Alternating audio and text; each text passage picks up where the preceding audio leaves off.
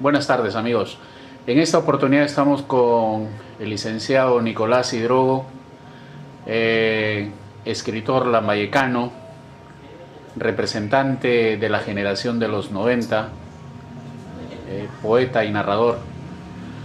Nicolás, nos gustaría a nosotros en este año 2012 recordar anécdotas, vivencias de los años 90, de los círculos literarios, de quienes integraron esos círculos literarios, de vivencias personales, vivencias tal vez en inicios desde la universidad y luego ya fuera de las aulas.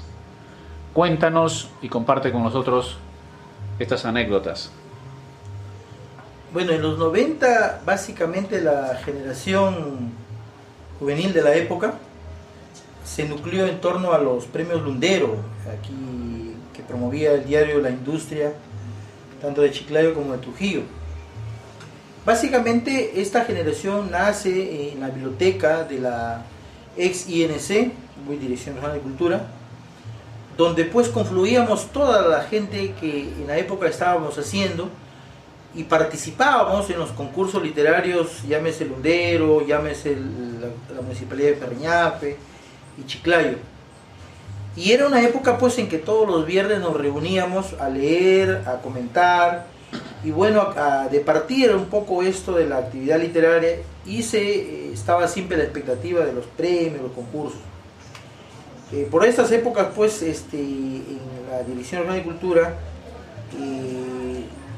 nos reuníamos, el caso de Ernesto Sumarán Albites, el caso de Stalin Vega, Franco Ñáñez, Freddy Cabanías, este amigo que luego después pasó a ser una vergüenza casi pública por los plagios, Carlos Cachay Flores, y una decena más de personas que estaban girando en torno a esto, Antonio Noblecía Rivas, entre otros, ¿no? Y obviamente esta particularidad de los premios Lundero hacía pues que la gente confluyera y normalmente pues se constituyeron casi dos grupos en la época, ¿no? Un primer grupo constituido por Argos, estaba Joaquín Guamán Rinza también, que fue uno de los fundadores de este grupo, Carlos Becerra Popuche, y bueno, pues en torno a eso se nucleó esto de Argos, que era casi, el pasaporte era casi un premio Lundero que nos acercaba y en alguna oportunidad logramos compartir, ¿no? En torno a esto se movía digamos, la literatura aquí en la región lambayeque de manera juvenil. El asunto era que nadie en esta generación le quería dar un crédito a estos jóvenes, nadie le dio la bienvenida, muy por el contrario, los celos, la parte, digamos, un poco déspota con la que se trató, áspera, le dio casi un impulso, ¿no es cierto?, de nuclearse mucho más y poder establecer un frente juvenil de la época y poder hacer literatura, ¿no? Luego de ello, pues, vino la época hasta, digamos, muy entrado el 94, entra lo que es Arboleda, ¿no?, que lo dirigía Stalin Vega. Y paralelamente también nosotros logramos aquí, dado que estudiábamos en la universidad, el Ruiz Gallo de Lambayeque, logramos fundar, en este caso, el Círculo Literario Ubicos Malditos. Es decir, en realidad había poca cantidad de personas que estaban en torno a la literatura, eran alrededor de unos 18, 20, no más, ¿no? Pero los activos permanentes eran no más de 10, ¿no? Entonces, eso fue una particularidad y sello de época, ¿no? Nicolás, ¿tú recuerdas quiénes formaban este grupo Ubicos Malditos y por qué ese nombre tan diferente, tan terrorífico si se quiere? ¿Por qué ese nombre tan anecdótico, tan literario? Mira, probablemente los 90 haya sido una época de mucho miedo, ¿no? Mucho miedo por parte de los movimientos alzados en armas, que obviamente estaban aquí en la región lambayeque también con una presencia masiva al interior de la universidad. La moda era ser maldito, porque casi todas las generaciones juveniles siempre tenían como baluartes a Arthur Rimbaud, a Charles Baudelaire, a a Verlet, Paul Verlet, y obviamente ese era un poco el derrotero, era un poco la moda, era sentirse alguien maldito que despotricara contra la sociedad, las autoridades, la cucufatería.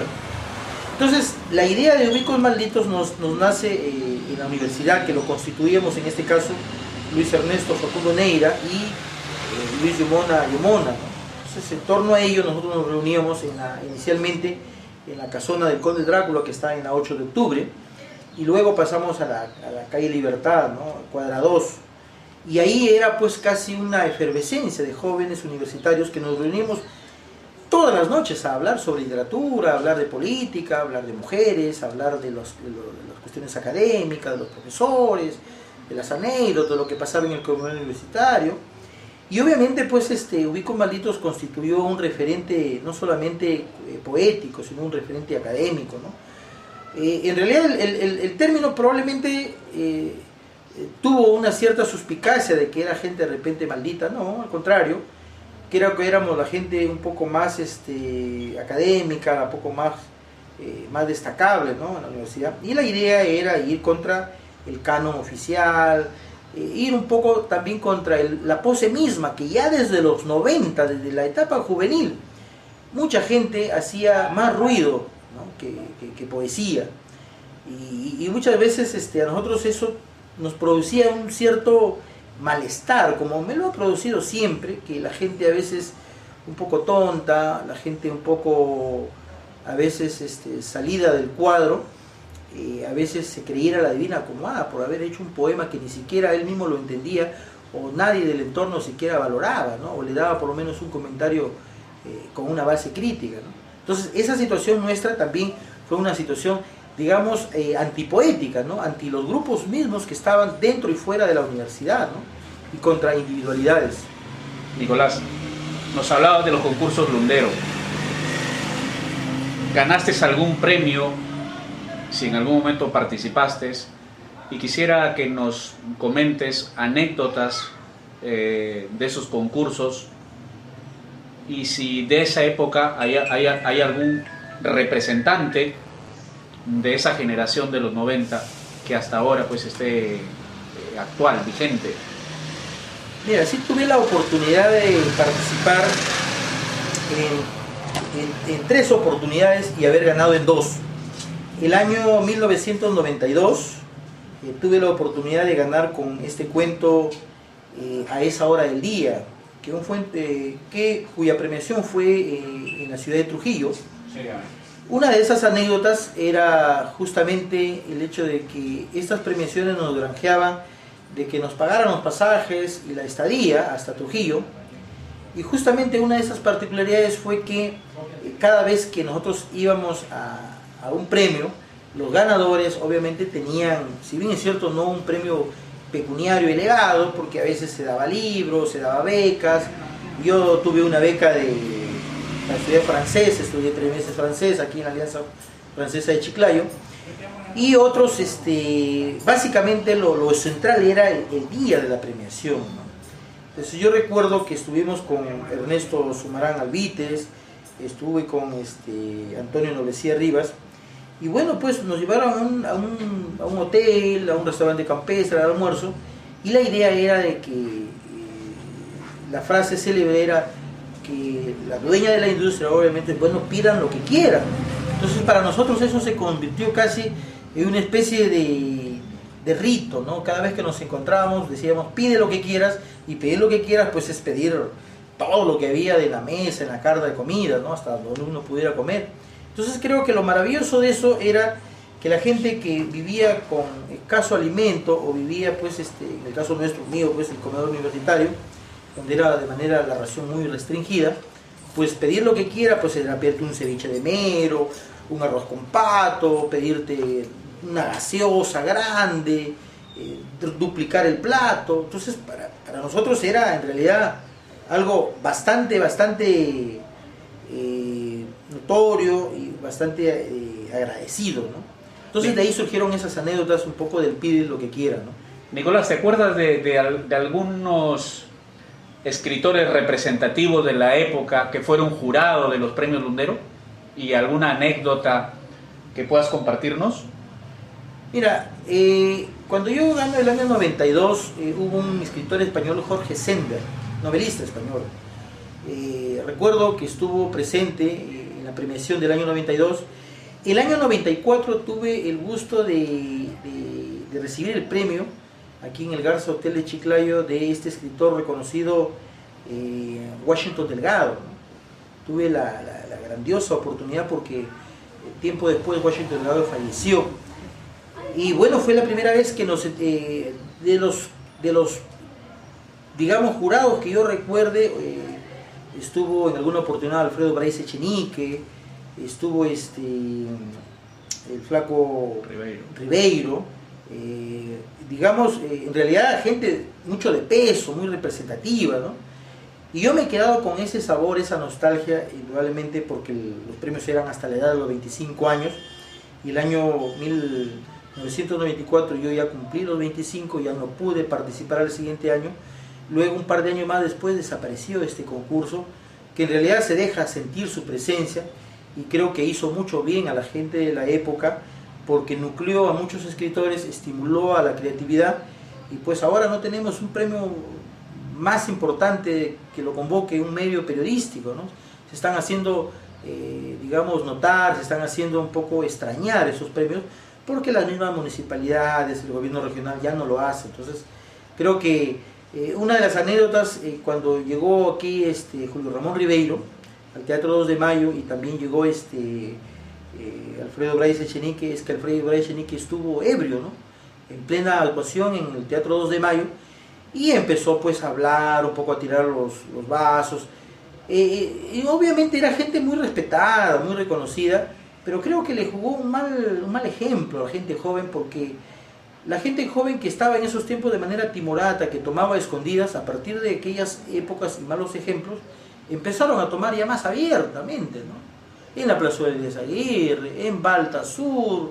Entonces eso para mí, quieras o no, significó también un elemento negativo, ¿no es cierto?, como mal ejemplo en la época, que es obviamente anecdótico, porque vimos, por ejemplo, el caso de Julio Ramón Ribeiro, una persona muy sobria, algo que me impactó de Ribeiro, porque inclusive vino hasta acá a la Universidad Pedro Luis Gallo, era que Ribeiro era una persona muy tímida, era tan flaco, esmirriado, que yo me acerqué a saludarlo en algún momento y lo vi una persona muy tímida, muy frágil, ¿no? Yo creo que ya estaba, Julio Ramón estaba viviendo ya sus últimos momentos, pero no demostraba, ¿no? Era una persona muy parca al hablar, no hablaba, no era tan lenguaraz como otros, ¿no? El caso de Bryce Echenique era mucho más lenguaraz, mucho más abierto, mucho más socarrón, ¿no? Pero Ribeiro me pareció un tipo bastante simpático, ¿no? Un tipo que su parquedad se compensaba con su capacidad de escribir cuentos, ¿no?, de articular todo un diario donde él contaba sus vivencias en Francia, ¿no? Entonces creo que Julio Ramón Ribeiro sí verdaderamente cubrió la expectativa de la gente joven aquí en la ciudad de Chiclayo, ¿no?, en el Teatro 2 de Mayo y luego en la universidad, ¿no? Nicolás, los concursos literarios desaparecieron de los años 90, el caso de Lundero con el diario La Industria. En los años 2000, ¿tú tienes alguna experiencia personal de haber participado en algún concurso nacional o internacional? O si recuerdas de alguna institución cultural, educativa, no sé, que haya motivado y haya organizado concursos literarios en estos últimos años. Mira, hasta el año 2004, antes de que surgiera la denominación global conglomerado cultural, en realidad los municipios se habían casi olvidado por completo de los concursos. Tanto la municipalidad de Ferreñafe, Lambayeque y Chiclayo, prácticamente lo tenían esto como una cuestión complementaria o accesoria, ¿no? Entonces, creo que se generó un gran vacío, ¿no?, hasta el año 2004. El año 2004 nosotros lanzamos un primer concurso de carácter regional, ¿no?, aquí en Lambayeque, de tal manera que estimulábamos a aquellos jóvenes que estaban deseosos de participar, porque quieras o no, el concurso siempre tuvo ese carácter de ser un termómetro y de ser casi un gimnasio literario para mantener activo y en forma a la gente que escribía. Y bueno, pues Conglomerado Cultural a partir de la época del 2004 empezó a ser quizá el referente más importante, ¿no? Porque los municipios obviamente habían retirado todos los premios y como no tenían premios obviamente no había ningún estímulo, tal punto que es algo anecdótico que la misma municipalidad de Chiclayo, ni siquiera una ciudad pues con más de 500.000 habitantes, no tenga ni siquiera un presupuesto mínimo para, por decir, poner aunque sea 500 soles, ¿no?, de premio a cuento, poesía o ensayo, ¿no? Entonces, ¿qué es lo que obsequian? Un lapicero, digamos, un diploma y nada más, ¿no?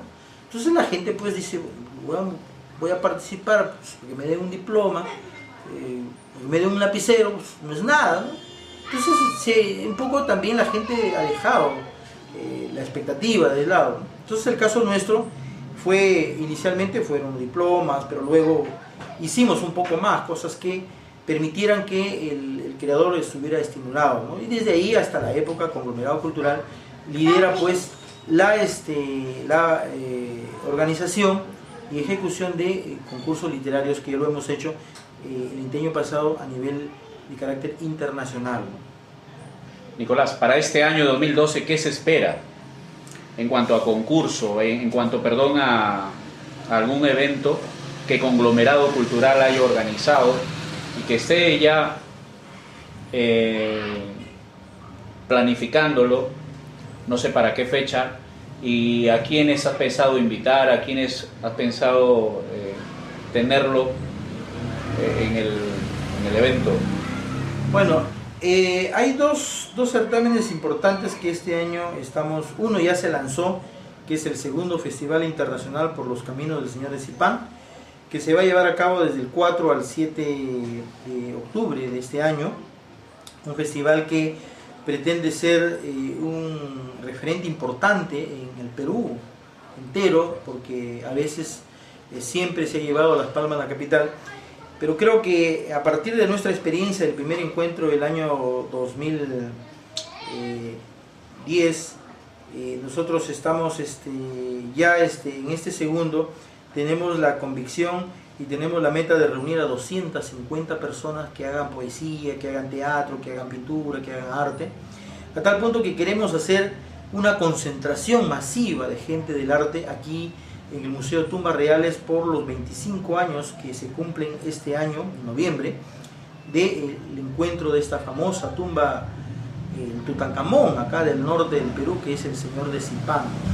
En ese contexto, este festival internacional que lleva el nombre de Por los Caminos del Señor de Zipán pretende constituirse en un referente importante, resonante dentro de las organizaciones, digamos, mundiales de concentración masiva de poetas, escritores, de editores, de gente de arte, de teatro, de danza, de música, de folclore, de tal manera que eso es un evento que ya está en camino, ya se ha lanzado la convocatoria, y bueno, pues la respuesta ha sido bastante masiva, muy bien acogida por la gente, y esperemos contar con más gente con la que hicimos el primer evento. El segundo evento es lanzar el 8º concurso internacional de cuento, poesía y novela, que ya lo hemos lanzado y ya lo hemos hecho ya en versiones anteriores, y esta vez queremos que también se vuelva a lanzar como también un estímulo, y que obviamente coincidentemente va a ser para ser premiado también en el marco de este festival internacional. Esperemos también que la concurrencia sea masiva. La última versión, la 7ª versión, estuvo alrededor de 400 participantes de más de 14 países, y eso pues ya revela digamos, este concurso ya ha alcanzado una notoriedad.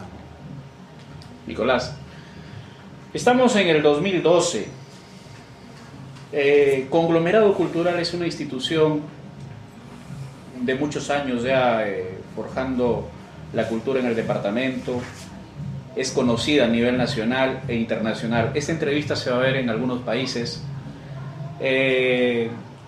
Quisiera que desde tus perspectivas como coordinador general de Conglomerado Cultural invites a las instituciones nacionales e internacionales que estén dispuestas a apoyar a la cultura, al arte, a la literatura.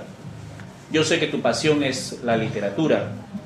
Quisiera que hagas un llamado a toda esta gente que está involucrada en la política, en los gobiernos, para que de alguna manera puedan abrir sus corazones y estén con el arte, la cultura y la literatura.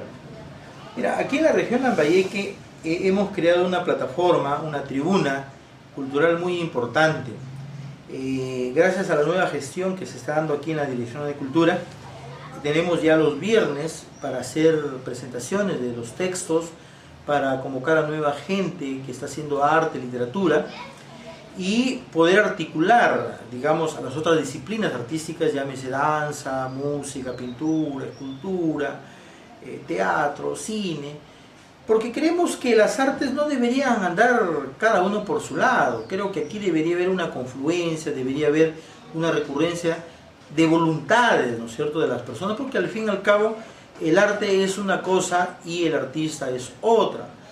Aquí lo que debemos de apelar es al artista, a la gente que a veces anda solitaria, que a veces camina o transita de manera individual y muchas veces no tiene, digamos, la posibilidad a veces de presentarse a sí mismo, ¿no? Entonces, ¿qué se requiere? ¿Qué se busca? Se busca que haya una confluencia, que uno se constriña a poder lograr tener una especie de camaradería, una especie de cofradía, de poder ayudarnos recíprocamente. Aquí el problema está que la gente camina individual. A veces siento que hay una ganada del síndrome del individualismo, ¿no?, de la autosuficiencia, de creer que podemos transitar o caminar solos y poder hacer muchas cosas o poder tener mucho impacto.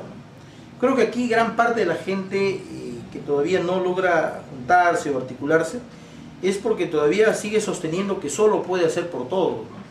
Y eso es imposible, porque aún teniendo todas las comunidades, todas las posibilidades, también se necesita de los otros. La presencia de los demás también hace parte del espectáculo. Aquí no es que el artista sea el indispensable, el único que pueda moverse en ese terreno. Y la invocación es que aquí Chiclayo tiene un espacio con conglomerado cultural y pueda servir para un referente de presentación de libros, conferencias, simposios, paneles foros, talleres, cosas que contribuyan al arte. Estamos nosotros aptos a apoyar, aptos a retribuir, digamos, la presencia de la gente que llegue acá. Sí hemos hecho un gran deslinde, porque anteriormente, cuando recién iniciábamos, a veces había mucha gente que ingresaba al grupo, no con fines literarios, sino ingresaba al grupo con fines políticos, con fines religiosos, o con fines de repente diferentes a lo que es la literatura.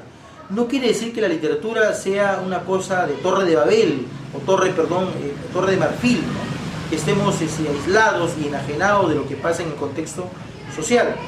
Yo creo que sí hay espacios para poder hacer ese tipo de cosas que son los partidos políticos, pero creo que el escritor es una persona contestataria, una persona que debe mantener una independencia y una autonomía de cualquier militancia política. Yo lo creo así.